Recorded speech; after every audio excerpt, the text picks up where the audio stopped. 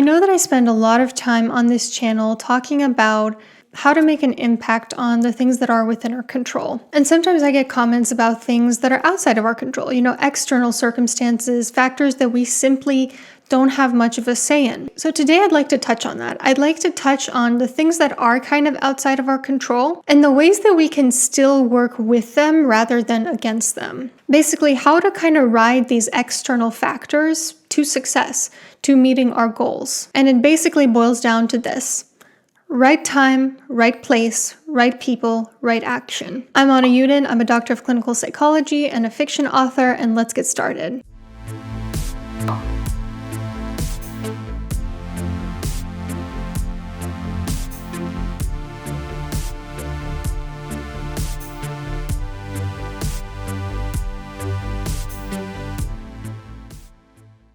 Starting with right timing. So like I mentioned, I'm a fiction author in addition to what I do here on this channel. Actually, at the time of writing this, my debut novel, The Curse in Their Veins, was published exactly a year ago. And something that I've been hearing a lot in the book publishing world right now is that it's really hard to get representation from a literary agent, and it's really hard to get a book deal even if you have representation. And the reason for that is that we're kind of in between book trends right now. Romantasy was really big for a few years, and now it's kind of oversaturated, and now we're moving into what nobody really knows at this point. Nobody knows what the next big romantasy is going to be in books. And so agents don't really know what kind of books are going to be selling well. Book publishers don't really know what kind of books are going to be selling well. So in a way, this is the worst time for a person to be trying to go into traditional publishing. So for example, making use of the right timing would be in this scenario, waiting until your genre has really boomed, or you have a book that really clearly matches what the trends are in the market and trying to query then, trying to get traditionally published then. Another example. Recently, I realized that I think a lot of my rise to success on YouTube in that first year or so was due to timing. Now we can say, oh, I put in a lot of work, or I tried to do this, I tried to do that. But I think if we're really being honest, a lot of it was timing because the pandemic had just started. People were spending a lot of time online. Also, I was one of the first people in the psychology space before it became a lot more oversaturated. So it was really right time to be doing that. I'll give you one more example. I have a family friend of mine who was really into tech ever since high school.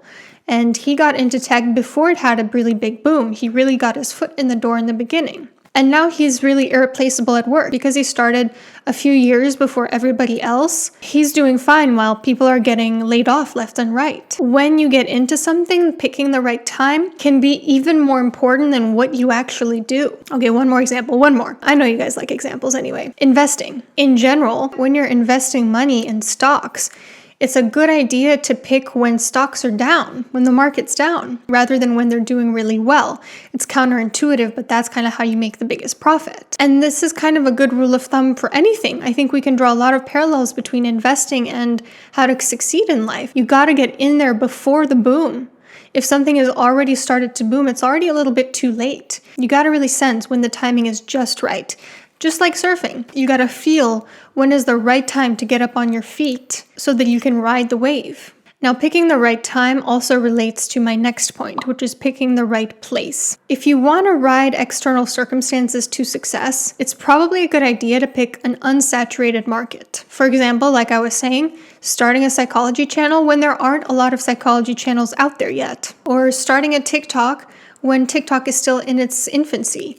This is a huge mistake that I made. I didn't get into TikTok until it was way too oversaturated. Or even with something like buying a home. Probably a good idea to get a cheap home in a place that's currently undeveloped, but you can feel that wave coming. You can feel yourself about to ride it, about to surf the wave, because you know in a few years that home's value is going to skyrocket. Or let's say that you're starting a private practice. Starting a private practice in New York City, there are going to be a lot more therapists there than if you start a practice in rural Texas. So I really think it's a good idea to try to penetrate landscapes that are unsaturated while you can. And this connects to the next point, which is these markets have to be predicted to boom in the near future. You see how time and place, they really can't be separated.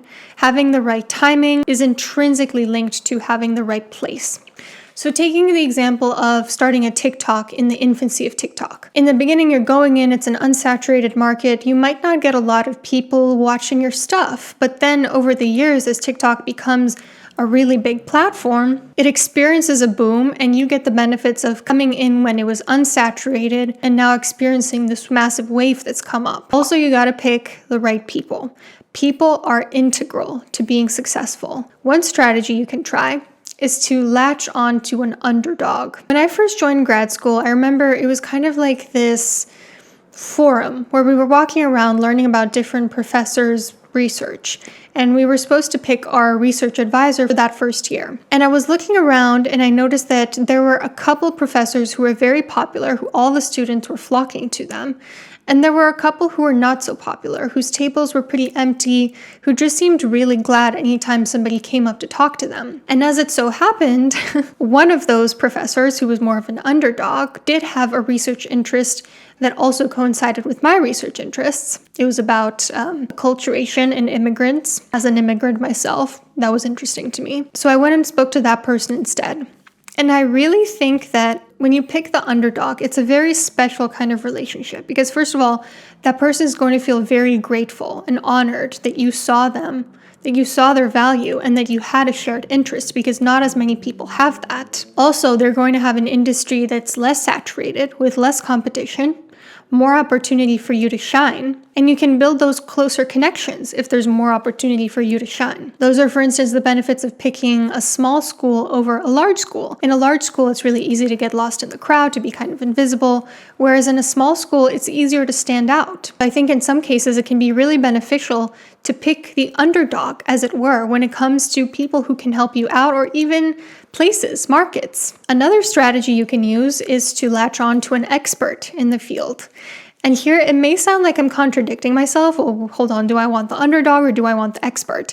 It depends. Like with everything I talk about on this channel, it totally depends on your specific situation. Picking the underdog might be the right choice for one person in one situation, whereas picking the expert might be the right choice for someone else in a different situation. So when I was further along in grad school, when I was starting to pick a dissertation chair, I employed the opposite strategy of picking the underdog. I picked the person who was actually in charge of dissertations. And that was immensely helpful to me because having somebody who knows what they're doing when it comes to dissertations cannot be overstated how important that is. I mean, I have peers who picked professors who were like not known to be the most responsive or helpful, and their graduation was sometimes delayed years because this person just straight up would not respond to their emails.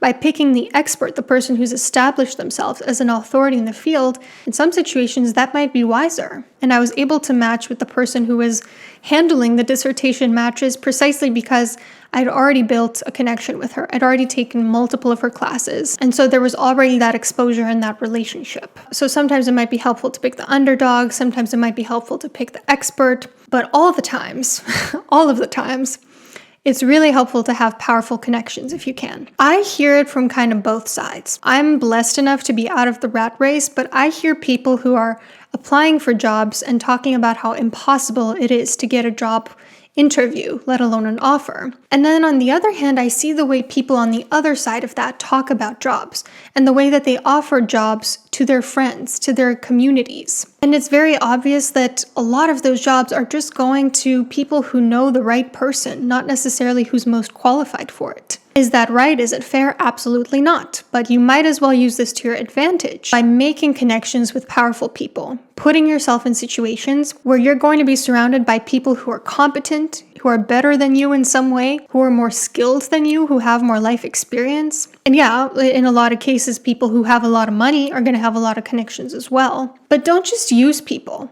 Don't build these powerful connections for some sort of quid pro quo or hoping that you're going to get something out of them. Truly care about them and truly be reciprocal and be a person who supports them. And when the time comes, maybe they will flip the script and help you out. One thing is for sure, if you are a user and you befriend people for some sort of social status or clout or success, people can smell it on you and you are not going to get anywhere. You also want to take the right action. The right action is something that the world needs right now, at this point in time. For example, in a recession, when people are struggling to afford groceries is maybe not the time to be selling luxury clothes. Maybe that would be the time to start selling competitively affordable produce instead.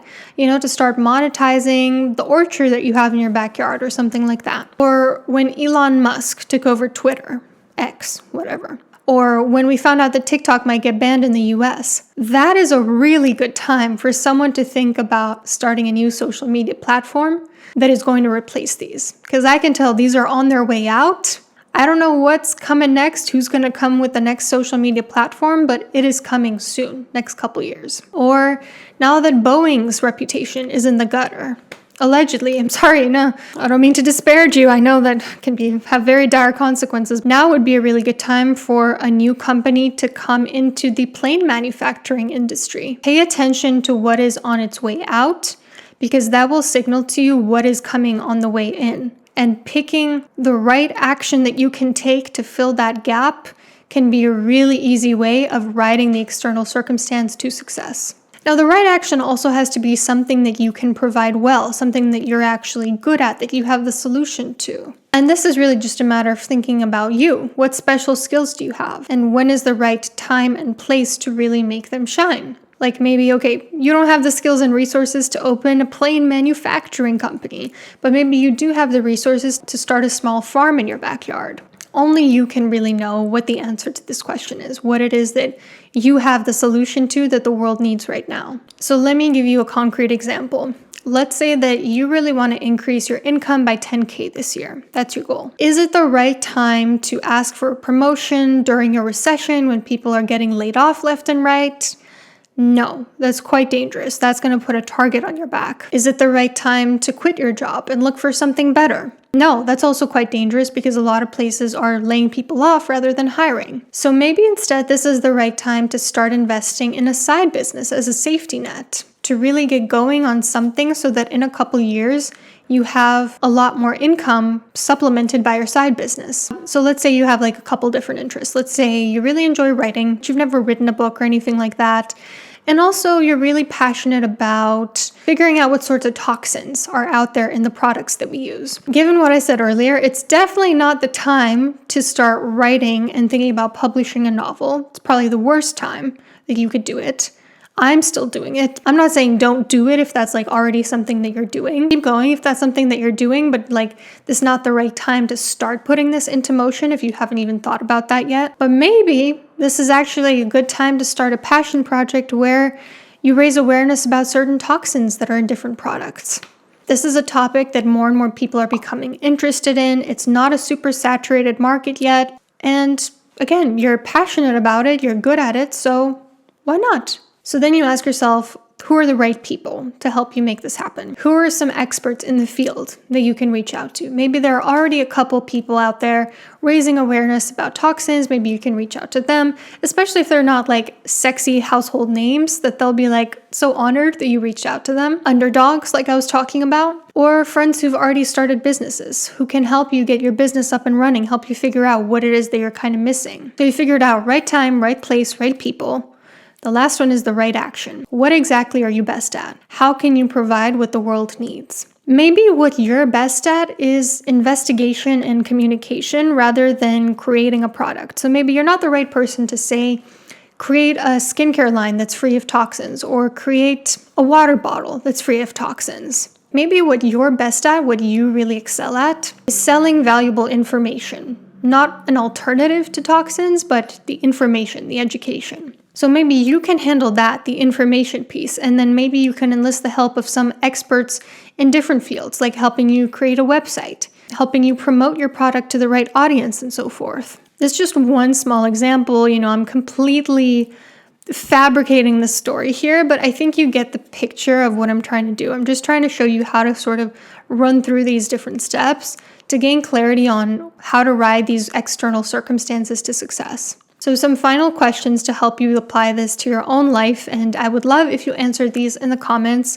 Pick a goal in life. So like, what's one thing that you want to accomplish? Make it SMART, make it specific, measurable. I always forget what the A stands for. I'll put it here on the screen, what SMART stands for. Pick a goal in life, make it SMART, Jot it down. Is this the right time for you to actualize this goal? When would be the ideal time for you to start putting this goal into motion? Who is the expert or experts who would best be able to guide you? Who are some powerful connections that might be able to help you? And who's an underdog who might be really honored to help you? What gap exactly can your skills fill? What does the world need right now that your skill set can provide? And what is a market that is currently unsaturated but about to boom? Where is the spot where you can feel that wave is coming, it's building? And if you just wait until exactly the right spot, you'll be able to surf it all the way to the shore. I can't wait to read what you guys thought about this. Take care, and I'll see you soon.